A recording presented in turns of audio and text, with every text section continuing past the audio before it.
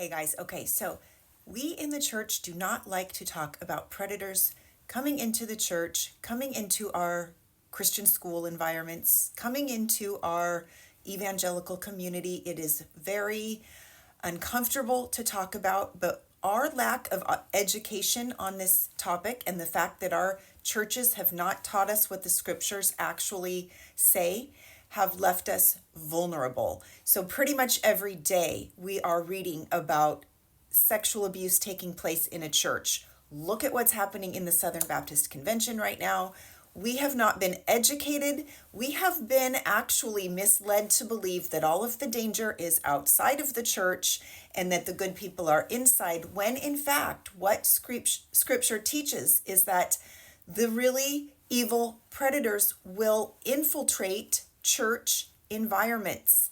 So I'm going to give you 3 scripture verses that the scripture teaches for recognizing, number 1, the difference between worldliness and evil. So worldliness, we have all fallen short of the glory of God. We are all going to make mistakes. We are all going to make choices that don't line up with his word. This is not the same. A person who is evil has actually spent time in hell. They have given their authority over to the enemy.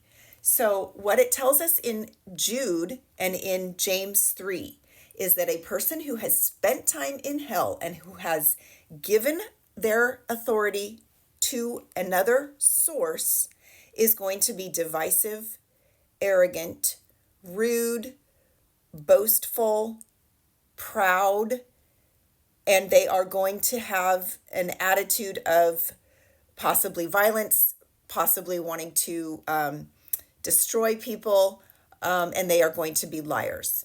Okay, number 2, when somebody has spent time in hell, the primary thing that they are after is power. They want power. They want as much power as they can possibly obtain for themselves. They are greedy for gain. We need to remember that the enemy wants to be exalted. He wants to be worshiped. He wants to have dominion over people.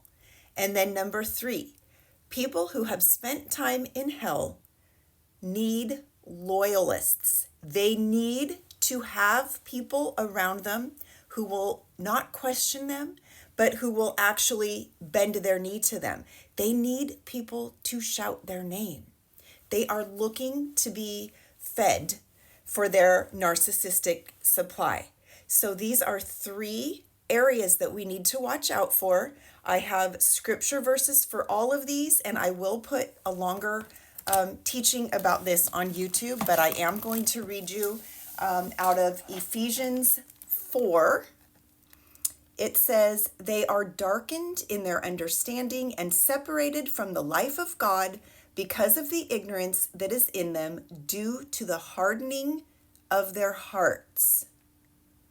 Having lost all sensitivity, they have given themselves over to sensuality so as to indulge in every kind of impurity with a continual lust for more."